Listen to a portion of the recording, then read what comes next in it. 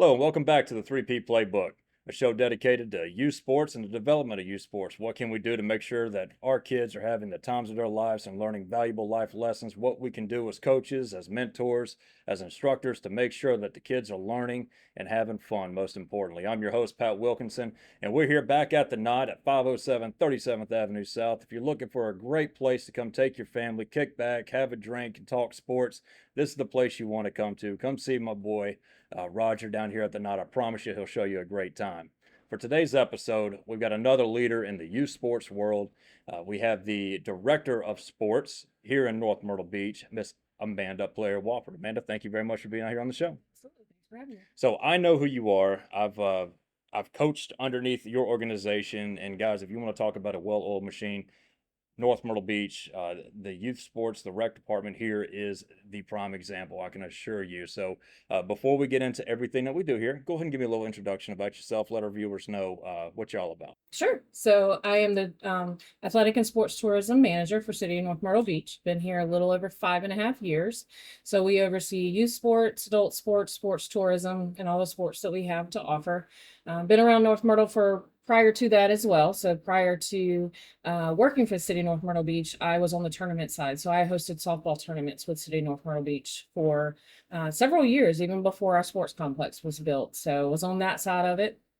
And then prior to that, I coached college softball, worked in other rec departments, was a sports director for the YMCA.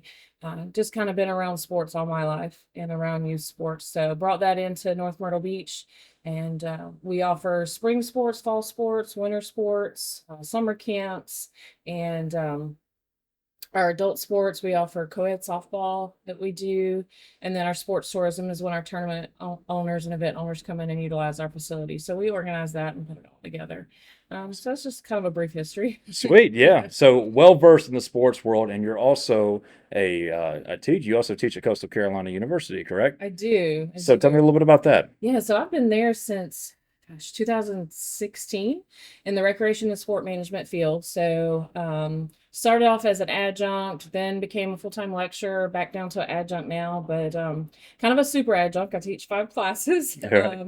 But it's my field. It's the same degree that I got, recreation and sport management. Kind of cool to be working with professors that taught me while I was there, but it's really just me teaching what I do, Right. which is fantastic. One of the classes that I teach is called Recreation Sport Programming.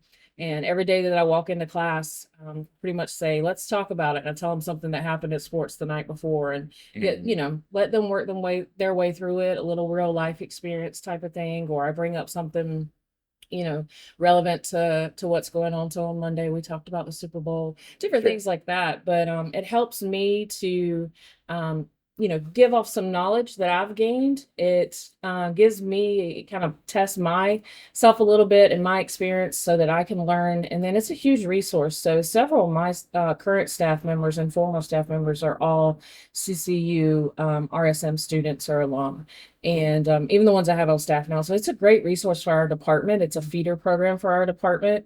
And being able to be in the classroom and be around those students and help with that allows me to build it up for our Parks and Rec. If you look throughout Parks and Rec, we've got several CCU alums in there. So I enjoy it. And being able to give back to my alma mater is awesome because Right. I will bleed teal forever. Nice. But it's a great thing to do to be able to kind of pass the knowledge off. I mean, I've got a great staff that I do that with, and I'm constantly learning as well. So Right. I love it. Sweet, sweet, sweet. Yeah.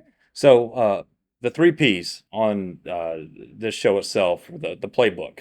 All right, it's geared around the first P would be play, right? So what's out there for kids to get involved in.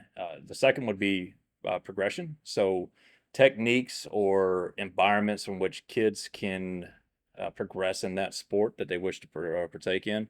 And then finally, prosperity. And what that means essentially is, are kids going to go to the next level to play that Right. sport, or what valuable lessons are they going to learn in the sport that they're playing? I'm a firm believer that there's all kinds of lessons that you can Absolutely. learn when it comes to sports, life lessons that they can take throughout their lives. So that being said, let's start with the P. Locally, what do we have available? What sports for North Myrtle Beach and the rec? Sure. So actually right now we are currently in spring registration for our spring sports. So we have baseball, softball, t-ball, soccer, and lacrosse. So we offer those in the spring. In the fall, we have baseball, softball, soccer, volleyball, lacrosse, flag football. And then in the winter, we do basketball. So that's kind of the year-round thing. Over the summer, we'll have summer sports camps, and we actually partner with North Myrtle Beach High School to be able to offer those. So we kind of sit back and do the registration portion of that, get it all organized. But the coaches from the high school run those camps, which is really awesome because they are connecting with our youth. Our youth can see, their potential future coach if they're pursuing sport, and just kind of learning fundamentals and meeting other kids that they're going to play with in our area. So we've had a great working relationship with the high school. Yeah. So we offer those sports, and that's kind of year round. And on the adult side, we have adult softball, and then sports tourism. All kind of events come in that play, but those are our kind of our key sports. We try, to see what's out there and see what we might offer now. Lacrosse is new for us. We've only been doing that for about 3 years now, and it's grown very rapidly. Yeah. We're able to go and play some other rec departments as well, which is nice to have that competition while our program grows. And especially because the high school program is growing with lacrosse. So we try and keep up with that, but it gives them many opportunities to choose from, especially if, you're what we all think of traditional pastimes of baseball. If that's not their sport, they can try something else. They can try soccer, and soccer is very popular too. Right. And then we've got the sports complex here in North Myrtle Beach, a massive complex where we've got all these soccer fields, we got baseball, softball fields. And I know whenever we're having these baseball and softball tournaments, under that place is absolutely packed. Now, there's going to be some additions to that complex, right? Tell me a little bit about that. What we got? We're super excited. So we have purchased land on the other side of our complex. It's about 90 to 96 acres there, and we are expanding our park. So we are doubling our baseball softball size. So currently we have 6 fields. We're going to add 6 more. And then on our soccer lacrosse side, or our rectangular fields, we are adding in 5 more. So we have 8 right now. So we'll have a total of around 13 fields available. Hopefully we're able to put some other attractions or entertainment value in the middle of that, with kind of giving a whole family experience. But we're in need of the fields desperately, so I'm excited to get that ball rolling. It's going to be huge for sports for us in our area, and it should be happening very soon. Yeah, right. And so we also bring in AAU. So like basketball, I know that especially the J. Bryan Floyd Center, because I try to swing in while I'm at work and come see a couple games and everything else. But those seem like pretty big events based on the parking and everything else that we see out there. How many teams do you guys normally bring in regards to like AAU type sports? Yeah. So we host a few different organizations that'll. Fortunately, but unfortunately, we only have 2 gymnasiums. So in doing so, we normally are not a host site. We're usually a satellite site for a lot of the tournaments. We do have a few that they'll do, and they can run about 30 to 35 max in 2 gyms when they run it like that. But our summer tournaments where they bring in basketball teams, those tournaments can have upwards of over 100 teams easily, because they're using us as well as the Myrtle Beach Sports Center. They're using, North Strand Rec Center. They're using high schools and all of that. So we can bring in a bunch of teams, and they rotate them, through the gym. So it depends on the tournament and the time of year. We have a really cool event that's different. It's a USA prep event, so a prep high school event that comes up in March. And that one will have a good amount of teams, and they come from all over. Right. And they're staying here in North Myrtle. They're enjoying their time, but it can vary on the amount of teams. We need more gyms, so hopefully as soon as we get the park built, we can expand our gymnasiums and be able to be more of a host site for basketball tournaments versus the satellite sites. Gotcha.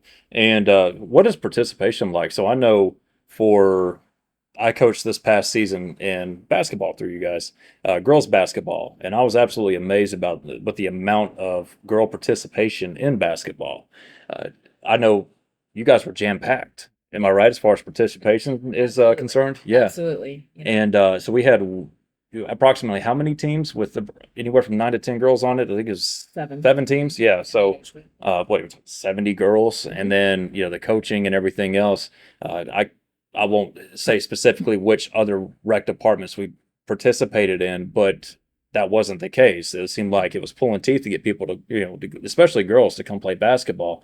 So I know that's definitely impressive. Is it the same way with all the other sports? I mean, how many you're talking about, like kids that you're bringing in? I mean, are you guys having to have like a cutoff number for all of our sports, or? We are. Yeah, that number for girls basketball was phenomenal. We did not expect that at Right. all. Traditionally, we've had around 4 teams Mm-hmm. in girls basketball since I've been here, and that was one of my goals when I came in, was to really push sports for girls. Yeah. Obviously, Right. growing up and playing and seeing that. Um, and starting new sports and lacrosse and in our traditional sports still do well, but it was a big factor for me because not only grown up, but I have 2 girls Mm-hmm. that I want to, see and grow up in sport, at least try it. May not be their thing, but at Sure. least try it. And growing that has been crucial. So yeah, our numbers have grown drastically across the board. We're at Yeah. record numbers every season in all of our sports right now, but our girls sports as well. Our volleyball program has just taken off. Oh, so you guys saw volleyball as well. Yeah, so volleyball in the fall has taken off. We did not anticipate it this last fall, but we were over 100 and something girls in our volleyball program, and a testament to a few different things. We definitely get our high school involved with that, and the Right. girls love seeing the players come out and the coaches come out. The boys volleyball team came out this year and helped with that. The successes they've had in the school, competing for state, that helps.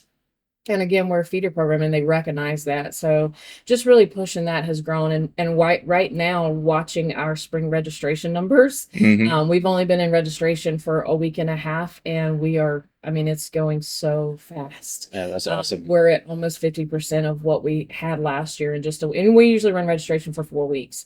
And normally we try and let it stay open those 4 weeks, but we are going to have to put some capacity on some things, especially like T-ball. Yeah. We run 18 teams for T-ball. Oh, wow. We can't go any higher than that. We don't have any more Yeah. fields, so we will have to cap things. So we push it, get registered now, register early, don't wait. But all of our leagues are growing like that, and it's just a testament to how rapidly our area is growing. We try and run organized leagues and try and give everybody a great experience. So hopefully that accounts for some of that. Right. Yeah. You don't try to talk about it that way, but Yeah. you try to offer them a good experience so they'll come back and play. And we're seeing a lot of kids that just grow up through the league and are having a great experience preparing for whatever it is. Maybe this is their last step in sport, or maybe they're getting ready, but Yeah. the numbers are insane. And the coaching has been great for basketball, like we were talking about, or Mm-hmm. you were talking about. We're always having to look for coaches, but we were very blessed during basketball season that we were pretty set. We didn't have to beg and plead, Right. people to come volunteer. And seeing the numbers roll in for spring, we've got several people signed up to coach already, Nice. which is great. Especially with the numbers growing. So we want to see that happen. And it's good because, that's a better experience, and that's more kids that we can take when we have the adults that say, I want to help out, I want to volunteer. Sure. Yeah. So the one thing that really stands out is the variety of sports that kids can play. So we're talking like 25. I think that's being generous, but 25 years ago when I was playing rec sports and coming up in the big town of Ainer, South Carolina, we pretty much had the main traditional sports. Yeah, I didn't know anything about lacrosse or um, and even soccer was semi-foreign, during that time period, man. It was nothing but football, baseball, basketball, Yeah. and now you just see the progression and what's available out there. I mean, like I said, people can play volleyball now, Mhm. and I had no clue about that, and I tried to do my research before you had you on here. So, but So um, so that being said, now let's put your director hat on. So what does that entail with you as far as organization? How much work? That's got to take a lot of work to make sure that runs as smoothly as it does. It is. I have 2 very awesome assistant athletic directors, Paige Hess and Ryan Wilson, and together as a team, we work really well together. Mm, They definitely have brought so much to our department, each of them in their own different ways. But it's everything from the minute we're getting our registration ready, which we're now completely online to be able to do registration, which is great. You can do it from your phone. Having to set all that up about once registration is done, immediately going into evaluations and getting that organized and immediately going into practices. We're always working 2 steps ahead. And the good thing about youth sports is, every season kind of runs the same as what you need to do. So we have a calendar, we're planning, we're looking at dates way in advance of what we have. And sometimes big registration numbers like 7 to 9 girls basketball will throw you off, but Sure. we kind of know what we need to do, and we check and balance each other. Each season I kind of task them with the sports that they're responsible for. So here in the spring, Ryan will do baseball and soccer, and Paige will do softball, t-ball, and lacrosse, and it kind of balances out. But that way the parents know who they're contacting, the coaches know who they're contacting, they knew who they need to reach out to, and there's no crossing, and there's no, I mean, we send out a ton of emails as it is, but that way you're not getting the double of the emails. And then we get the practice schedules, we put our game schedule on the line as much as in advance as possible, anywhere from, and then scheduling pictures, scheduling referees or umpires or whatever it may be. It's just kind of making sure that you have a way to check it off and get ahead of it. Yeah. We don't work from behind. We work 2 steps ahead at least. And, we've, January gave us a good time of when we were just in basketball games to get ready for this February and spring registration.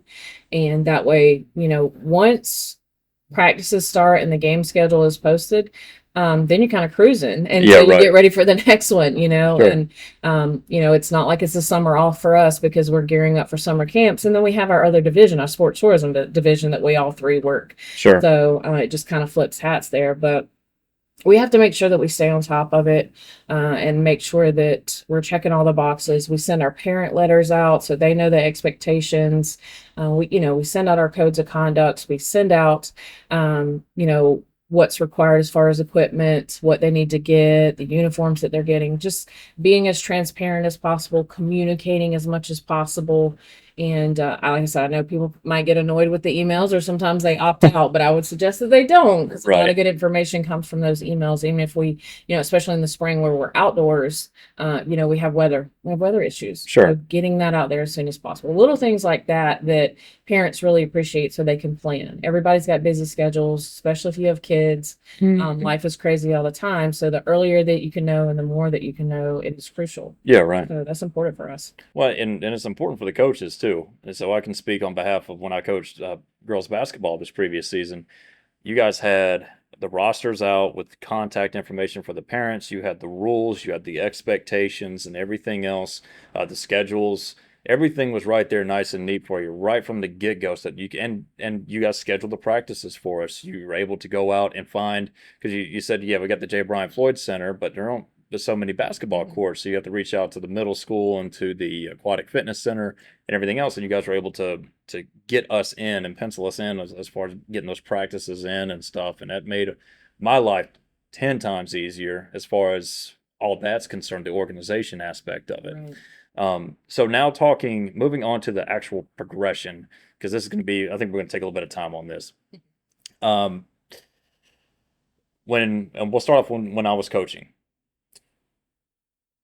One of the things that you guys that stood out to me, the structure with girls basketball and basketball across the board, it was all the different age groups and everything, was you guys set the requirements for playing time for each kid.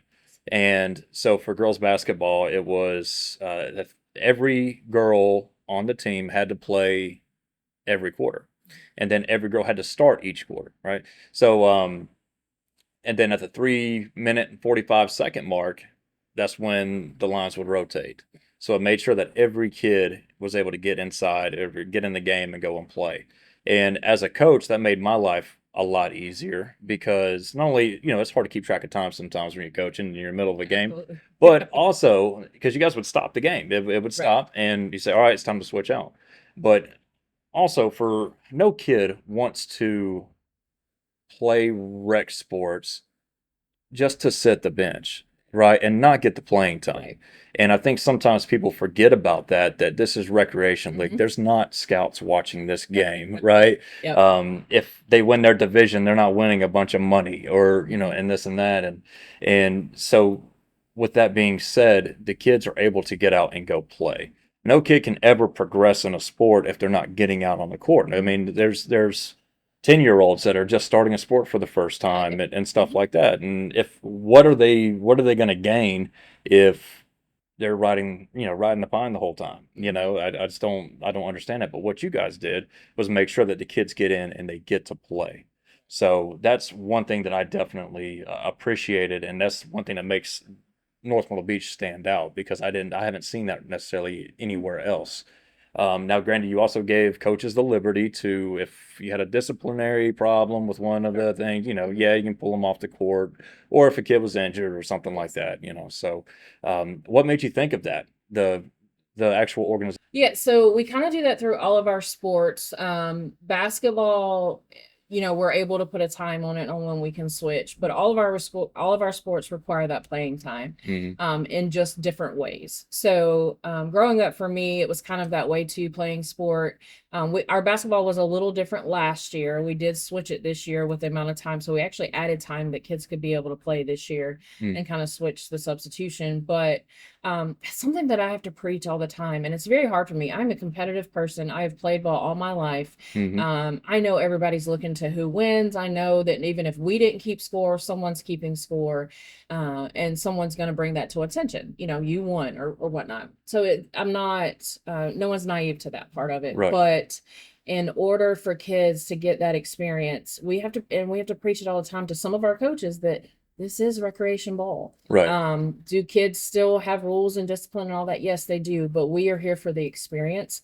It only takes one thing, and this is a lot of what I teach. It only takes one thing for a child to experience for them to never want to play that sport again in their life, Mhm. not just that season. Right. And from ages 6 to 12, it is crucial and critical because that is that time where they're either going to fall in love with it or they're not. And by 14, a lot of kids have quit sport because of experiences. Mhm. And so that's what recreation is there for, to fill that need for participation. And it may not be that they're going on to play at the next level, but it's something where if they're getting that great experience, then they're going to understand um the love for the sport, or the love of commitment, or understanding that part of life lessons, instead of, I didn't make it to practice, so I'm sitting the bench. Right. Yeah. And that's tough for coaches who come from the competitive side to turn Mhm. that off a little bit and realize that it's rec ball.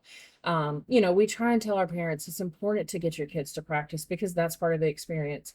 Um, but if that kid missed 2 practices and then shows up for the game, they get the same amount of playing time. Right. I get the other side of it, and I feel it. I do. Mhm. But I can guarantee you it probably was not a 6 to 12-year-old's responsibility to get their own self to practice. Exactly. Yeah. Right. Something else happened there, and so we're not going to punish that child for Yeah. that because we want them to get the playing time. So volleyball has the same thing. They rotate every point, so everybody's rotating in the volleyball rotation. Baseball and softball, there's so many outs they have to play, so many at bats they get. Soccer, they play half the game. Mhm.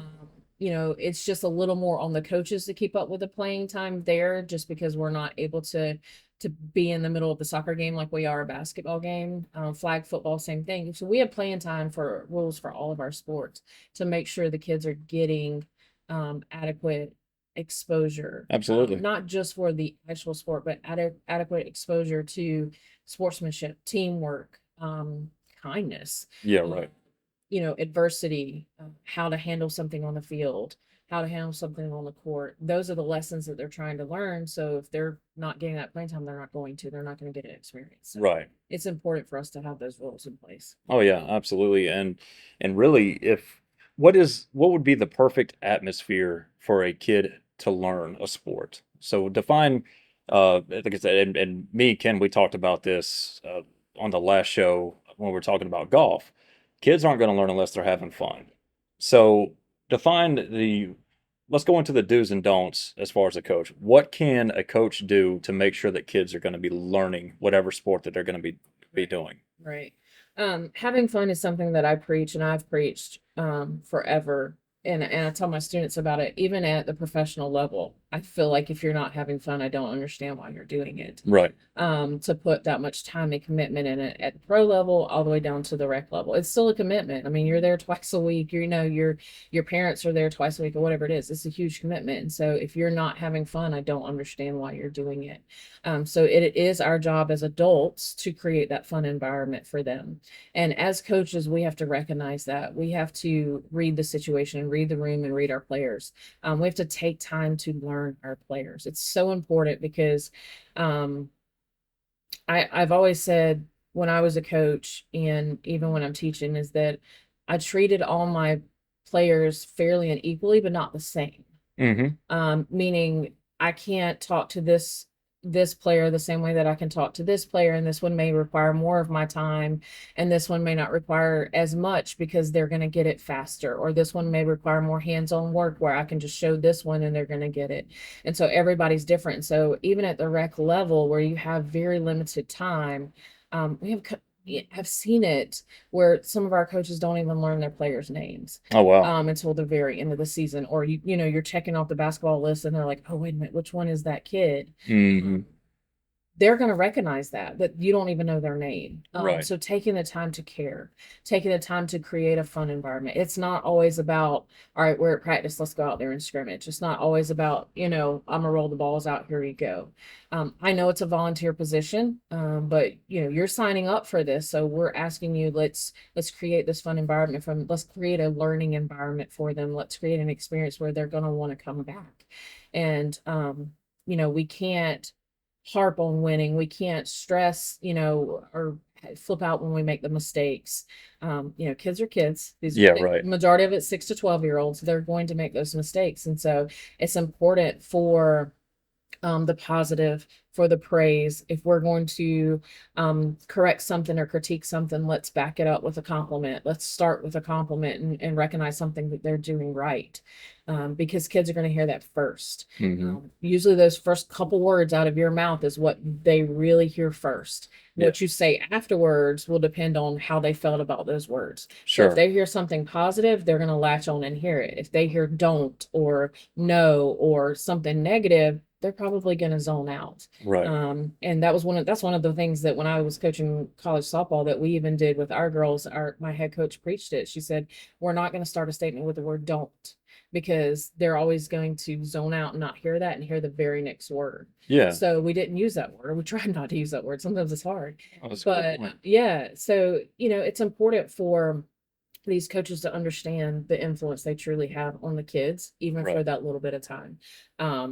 You know, you coach my girls Mhm. and they talk about their season still and they love it. That's awesome. Never knew that my girls had a love for basketball the way that they do now. Yeah. Especially Avery, but that's because the environment that you created. I can guarantee that if they went and played for some of our other coaches, that may not have been the same for them. Yeah.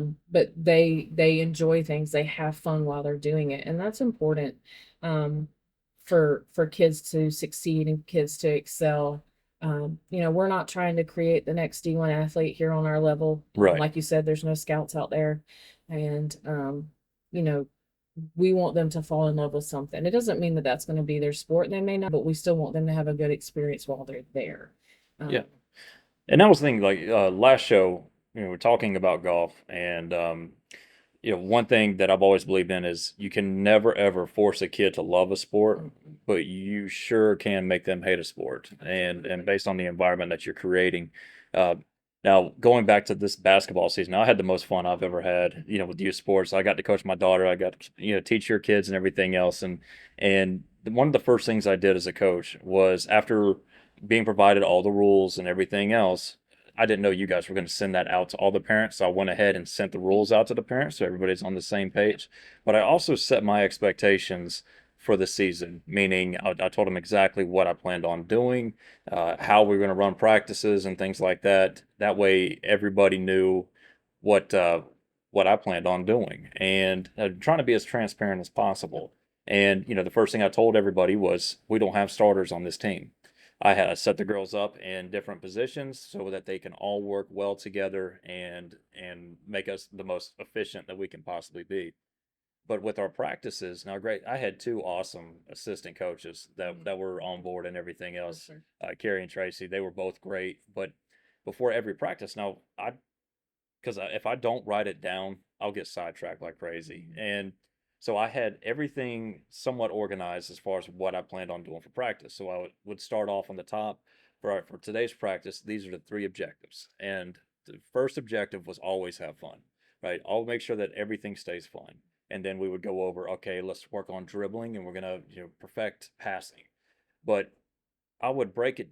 First off, I had to break the girls up into groups because if we're talking that age group, if I tried to talk, I learned the hard way. If I line up all nine girls and I try to go over something, I've got three of them, playing patty cake. I got the other three. I may have one listening. So breaking them up into small groups, and then for each specific skill that we wanted to teach, there was a game attached to it.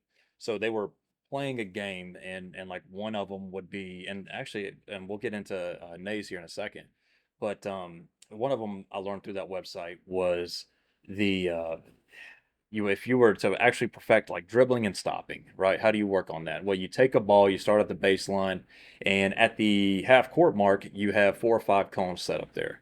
And the girls, what they have to do is they have to dribble and get the cone and come back.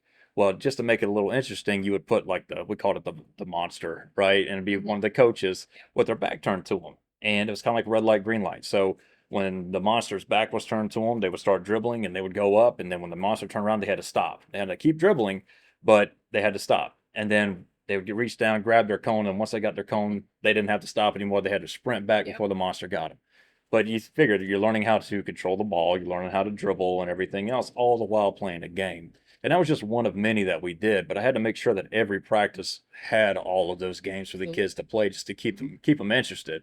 If I said, all right, we're going to work our 5 out, offensive drill today, or offense, they're going to be like, dude, which I learned the hard way because we did have to have like an offensive day, where we were learning how to do stuff. But I was just like, all right, eyeballs, kids, eyeballs, eyeballs, eyeballs, but it had to be real quick, short burst and just to let them run around. And that what stood out the most to me, the most rewarding thing to that whole season as a coach was watching kids, including my own, go from maybe being a little bit timid to grab the ball and take the initiative to push down the court or to, shoot the ball and stuff like that and second guessing themselves to the girls having taken that initiative.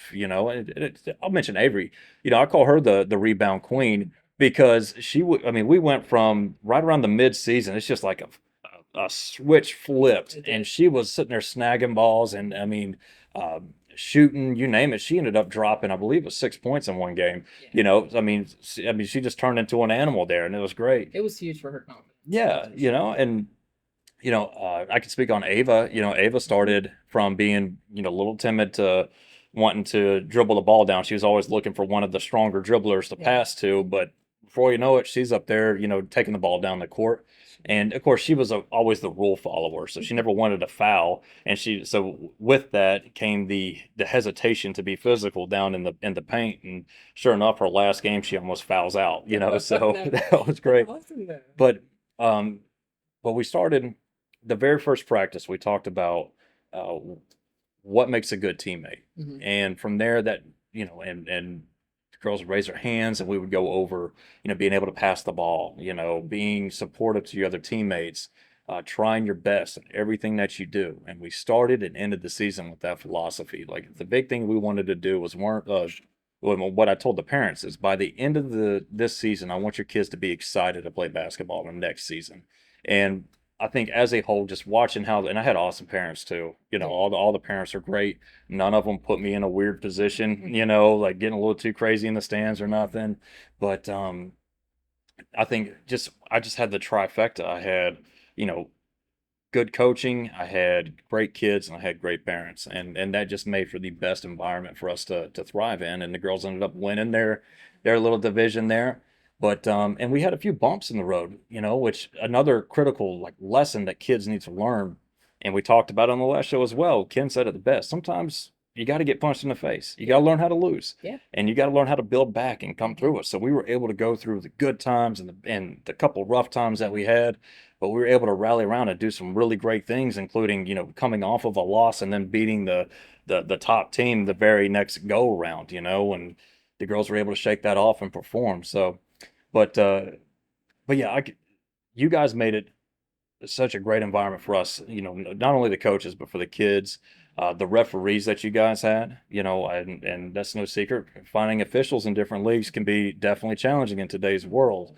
And, us as parents are to blame for that 100%, us either living our lives through our kids or, acting like we're playing for the national championship, or we're playing for a bunch of money. So, um, but tell me about you set us up for success when you give the coaches you send out NACE training Mhm. for us before. Now, in order to become a coach, you have to go through the background check, Mhm. and you got to sign the what is it called? It was The coach's code of the conduct. coach's code of conduct, and then you had to take this mandatory training. So tell Mhm. me a little bit about NACE. Yeah, so NAYS is the National Alliance for Youth Sports. It's a national organization that helps with, and it's not just coaching. They have parent training. They have all kind of training, but they have a coaches training that we ask all of our coaches to take, and you kind of have two segments of it. Mhm. And we pay for this for all of our coaches. It's very important for, especially coaches that may not have coached before ever, or maybe they're coaching a sport they're not familiar with. It helps out with both of those. So you go through kind of a general training of coaching youth sports, how to organize practice and key points for coaching youth, and then you go through a sport specific training. So you click on what sports it is that you're coaching, and then you're able to get a little more specific there with drills or whatnot. And it's important for us because um, again, the impression that adults are making on children ages 6 to 12 or even 6 to 14 is so critical. Mhm. And for them to understand how important their role is in just even an organized practice. I can't tell you how many times parents are looking for that. They're looking to see, does this coach care enough to organize a practice? Does this coach care to be out there with my child? People, it is rec sport, but a lot of parents are looking for a very kind of influential experience for them to where they're getting the basis of their knowledge and they can go to the next level. So we've gotten a phone call or two of saying, hey, this coach doesn't have it together. They just go out there and toss some balls, or they just go out there and let them scrimmage, and they're not organized and they're not running practice, or the kids are just messing around and there's no instruction or there's no discipline. Yeah. And it's hard for us because we need so many coaches. Right. This spring we'll need upwards of 75 at least. And so it's hard to say, well, just anybody and everybody can do it, because that's not the case. I mean, we need the volunteers, don't get me wrong, but I know how important a volunteer is, and the um impression they're making on our kids. So when that parent sees that you don't care or you don't have a plan, Mhm. we're going to hear about it. So that NAES training gives you that. Right. It gives you the resources that you need, to even for just a basis to go and find more. We have practice plans that we give out. I remember a couple years ago, it was T-ball season, and I noticed some T-ball where they put one kid batting, and these are 4 to 6 year olds, one kid batting, one on deck, and everybody else in the field, and Mhm. just letting them hit off the tee. Well, that doesn't work in T-ball. Right. Yeah. You've got three over here playing in the dirt, three over here throwing sand at each other. That one's out there picking in the grass. So I said, you know what? I'm going to create some T-ball practice plans. So we have those available as resources for our coaches. We don't make them use any of them, but if they ask us, absolutely. Yeah. And YouTube is a great resource. Oh yeah. People don't understand. They literally, at certain levels, you can coach a sport you've never played before. Sure. Because of what's out there. And so we have all that available. So we feel like we're giving our coaches the best chance for success with our kids. Yeah. And NAES is part of that. Our practice plans are part of that. We preach, like you were saying, incorporating games and making it fun. It teaches you that as well, because kids can't just do drill after drill after drill after drill. Mhm. I don't care what level you're at. You can be 4 to 6 year olds, or you can be at college playing games. People are competitive and they have Oh, you fun. better believe it. Yeah. And I think even at the older level, at the high school and college level, sometimes it's even more fun than it is with the little kids. But Sure. playing little games like red light, green light, or dribble tag, or sharks and minnows, or Hmm. slide tag, any of those types of things just gets them still working on their skills, but engages them. Right. I teach my kids at Coastal when we're talking about instructing. Read your room, read your players, read your situation. If they're zoning out, you got to switch real quick. Oh yeah. I did a long story, but I did a soccer tots program for us a couple years ago for 3-year-olds with soccer. And the parents are involved and with them. And I had them for about 30 minutes. In that 30 minutes, we would run about 8 different types of drills or games or whatever it was, because a 3-year-old's mind can't really focus on one thing for very Sure. long. So I had several different options. And our coaches need to have that too. If something's not working, or your kids aren't buying into it, or they're not having fun and they zoned out, you got to have something in your back pocket, and Nays can give you that also. Yeah. Yeah, no, it was awesome. And then only that, but you guys, it's nothing out of our pocket as coaches. You guys providing that. Granted, they also have different things that you could personally buy and all that to progress even further. But, and then your officials, I have to compliment your officials that you guys had for at least in basketball. And they seemed like they were very uh, in tune with not only the age group. So, they were a little bit lenient towards the beginning of the season, towards, some travels and some Right. double dribbles and stuff like that. But you also saw the progression of them starting to call it and everything else. So you had, and that takes a little bit of investment from, the officials. And that's, Right. for somebody to care that much, or at least to pay that much attention, that's not some dude just trying to make, a couple extra Not at bucks, all. and to speak on one incident specifically, where, during our season, we had two girls start to get a little rough on the court and got, which, look, it is what it is. That tells that's going to happen, Yeah. and especially if you got some of your players that are their hearts in it. If anything, that's kind of tells them, hey, these kids really want to play. And so there was a little incident on the court where there was a little bit of back and forth, maybe a push and shove here, but the ref stopped the game, pulled them both in together, made them shake hands, and they kept playing.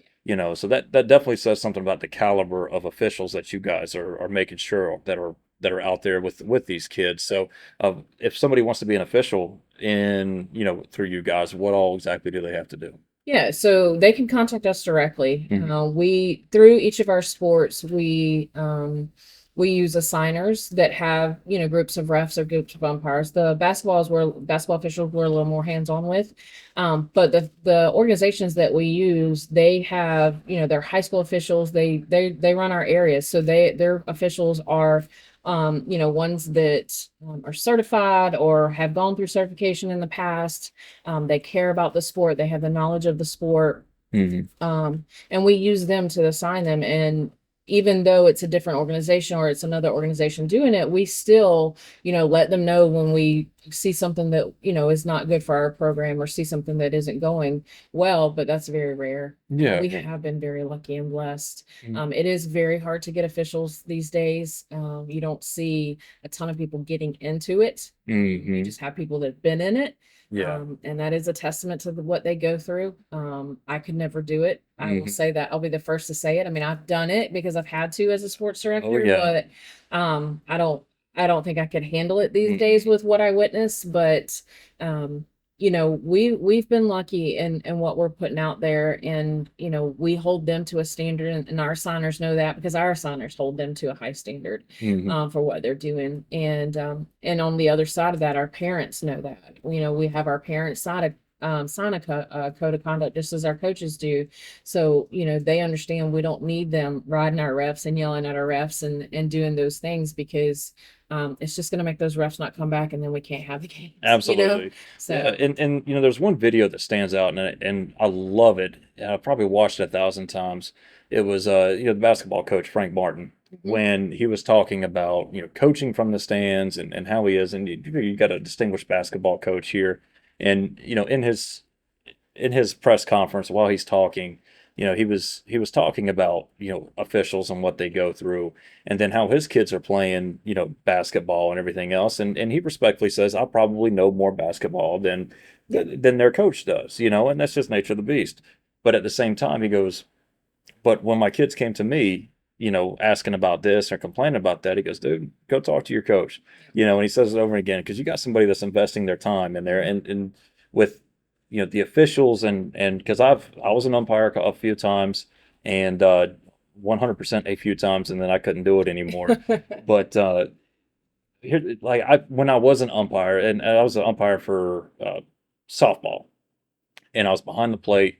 And these girls are it was in the age group. I can't remember specifically, but it was where they were starting to pitch. Yeah. And, the strike zone, we got to what, 2 innings into it. And, there was, the girls were walking right with the strike zone that I had in place because I was just going knees to chest, and they were having some issues there. So I brought both coaches in for like the start of the third inning. And I said, look, we can do two things here. We can either have girls walk all day, and it's going to be the most boring game we've ever witnessed, or I'm going to open up the strike zone and let the girls start swinging. And so both coaches were on board. That was fine. And sure enough, I started calling the first strike that went just a little bit over the chest area and stuff. But the girls started swinging, but the chirping that I heard behind me, and I'm just like, dude, like this is nobody cares. And I promise. And then, the accusations that, oh, this ref, wants this team to win. I couldn't name one kid Right. on either team.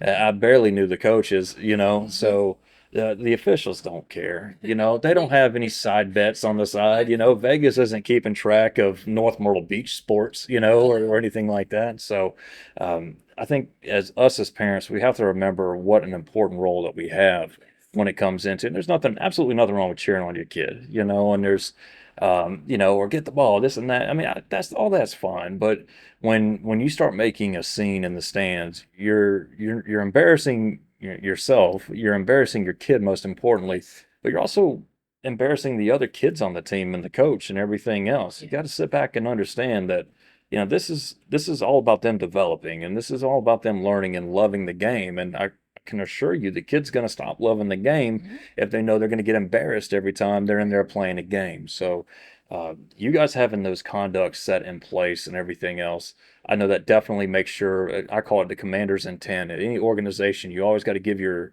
intention on what you plan on doing with that season or that business or whatever. And you guys make that very clear, which in my opinion makes you guys very, very successful in running the youth sports there. So going into our final portion here, the prosperity aspect of it.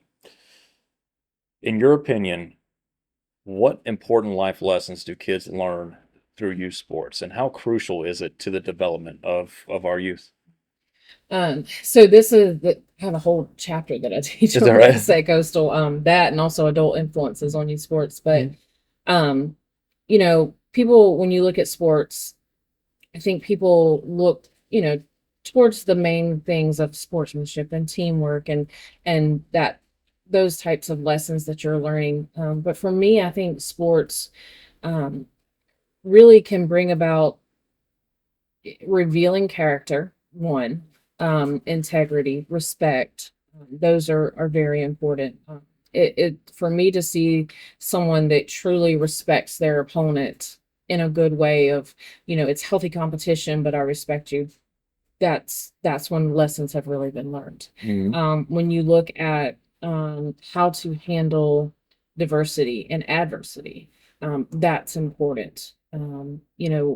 In today's society, we have kids growing up, and that's one of the things when my kids were young, I'm like, I started to feel like I was fearful of my kids growing up and the adversities they're going to face or Sure. what's going to be out there. I think putting them in some type of organized activity. Yeah, my outlet is sport, but some type of organized activity where they're around people that do not think and act like them, do not look like them, or come from different households, come from different cultures. That gives them to be a well balanced, member of society and contribute to society. It gives them the tools they need to be able to be a leader, to be able to speak up. Like you're kind of saying with Ava being shy, and then she was, towards the end, she was able to step up a little bit. Like that brings them out of their shell. Right. With my daughter, Avery, the confidence that she built from the beginning of the season to the end of the season was huge. Oh yeah. She deals with that and confidence and self-esteem, and sport has definitely been her outlet. Mm. Whether it's her doing basketball and she's big into volleyball and gymnastics, and that's her thing where she feels herself. You see her smile, you see her, whereas sometimes in other environments you don't see that. And so I feel like those are the things that kids can really gain from it. It takes them away from the other influences that are out there. Um, Juvenile crime, even, Yeah. we're talking about young kids. The highest time of day when juvenile crime is committed is between 3 p.m. and 5 p.m. when the kids get out of school. Yeah. Right. And so if we're offering sport and something, they have something to look forward to, knowing that I have this to commit to, I have something to, that if I do something wrong, I'm going to lose it. It teaches them that responsibility, that commitment. It can do so many things that it's not just about that trophy. It's not just about winning and losing. They start to build upon that, and then it's creating a better person, not an Right. athlete, a better person. They Yeah. can contribute to their job, they can contribute to their family, because chances are they're not going on to the next level. Sure. It's so slim. So what we want to do is help instill those values at a very young age so it continues. Hmm. And I see that even in teaching at Coastal, the difference in just an athlete who has played sport all their life and just a student that may not have, the values that are instilled in them, the discipline that's instilled in them. Growing up as an athlete, it makes you, when you're committed, and you don't Yeah. back out. So I think those, man, I know that's a ton of them that I spoke to, but that's just how important something like that is. And doesn't necessarily have to be sport. I mean, they could be committed to, some other thing, their drama club, their musical theater. One of my daughters is in musical theater. It could be any of that, but something where they can see positive role models, positive influences, and then learn those lessons through that. Yeah. It's so crucial. It's Right. so crucial. And and I'll add one more to you is the leadership. So, and what I mean by that is through the basketball season, and I'll use Avery as an example. Avery ended up dominating down in the post, right? And so when we started trapping at half court, and I would have Avery and then another player down below, but I could trust Avery towards the end. I said, Avery, I want you to run this post here, okay? So if she had a less experienced player with her, I saw her numerous times, and I'm sure you have too, where she was actually helping the other player out. Hey, stand right here and watch this girl. My trappers, I would have a few of our stronger players being able to set defenses up, and girls take on little leadership roles within the team, which was another just stamp of approval for the season, which I thought was fantastic. But they're getting these positions of leadership, and well, where are they going to see that again when they get older? I mean, I was having a conversation with Collins, my other daughter, Hmm. about her and Isabella, and they were playing around and hugging and doing some stuff on the court. And I said, and Collins isn't the one to really, well, sometimes she does, but to go out and make friends a lot of times. Sure.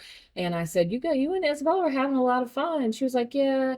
I was helping her to know where to go and showing her, and I was like, really? She's Yeah. like, yeah. And I was like, "Okay, Collins," because she's my younger one. She was one of the younger ones on the team. Yeah. And just little things like that, because she turns to Avery for a lot of things naturally as an older sister, but Sure. just that little bit of knowing that she felt needed and that she could lead someone else, Right. and help them out, that was important to her. Mhm. And she, from that first game where she was like, I didn't even get to touch the ball, to she's out there on the ground stealing and fouling, and Oh yeah. I got a foul, that's okay, you Mhm. get some more, I Yeah. want to see it. Exactly. Yeah. It's just that confidence. I know that's what sport did for me. Mhm. Growing up was a huge thing of feeling okay to step out a little bit, feeling okay to be a leader, feeling okay to voice a little bit, and use my voice for good. Mhm. That was important. Yeah. And we see that every day during our sports. Sure, absolutely. And none of those things are learned if the environment's not fun. They're going to shut down, they're going to be hostages in the practice, hostages in the game, and everything else. And the stamp of approval that I also one more, I had like 4 or 5 stamps, but the our last game that we were playing, we were in our halftime, where I think it was like 2 or 3 minutes, and I remember Sahara. our point guard came up to me. Normally the girls are just kind of sitting down on the bench drinking water and this and that. And she goes, "Can we get a basketball and go play?" And I'm like, "Sure, you know what, have at it." And all the girls are running around, during halftime. We were supposed to be taking a break, but they wanted to play more basketball. They were shooting and playing and stuff like that. And that right there, I was like, man, that just what we grew in that one season was awesome. And I couldn't be more proud of the girls. Like I said, it was the time of my life. And that doesn't happen if you don't have a well-run machine, an organized machine. If you don't have your standards set in front of you, and it all starts with your position. So I definitely commend you on everything that you've done for this city. If someone who is listening is interested in signing their kid up and being a part of this awesome program that you guys have put forth, where do they need to go? Yeah, so everything is on our website. So it's parks.nmb.us under athletics. So we have our tab there for volunteers. So you fill out your background information there. You can click on that tab to do your background check. Registration is on there. So you click on online registration and you click on youth sports or youth leagues, I believe it says, and then you'll see all the sports that are listed there. Mhm. And you can register online. You create your own account, puts you in our system for all future emails. So if you don't want to sign up right now and you're looking to maybe one of our fall sports, go ahead and go in there and create an account. So when we start sending out information for summer camps or even our fall sports, you'll be in the system to receive those emails. But we do a lot of things through email and through our social media. So North Myrtle Beach Recreation has a Facebook page, as well as North Myrtle Beach Park and Sports Complex has a Facebook page that we utilize. And then we utilize our website. So parks.nmb.us or either nmbpark.com has it also. But encourage you for spring registration. Register today. Those spots are going so quickly. We're constantly, I woke up to, we get an email every time somebody registers, and overnight I had 160 emails Wow. when registration opened up to non-residents. So it's going fast. It's great. It's a good problem to have. We'll take it, we'll organize it and figure it out. We'll put them somewhere to play so that we can take some of the kids off the wait list. Hopefully. Yeah, right. Awesome. Well, you guys heard it. All right. If you want to be part of this, one of the most well-run organizations, that's the avenue to go to. Amanda, thank you so much for being on the show and everything else. She is definitely a wealth of knowledge, and I'm gonna have to pull you on this show again so we can keep talking. It seems like we got a lot more we need to cover, but for time's sake, we're gonna get out of here. Guys, thanks for listening, and we'll catch you next time.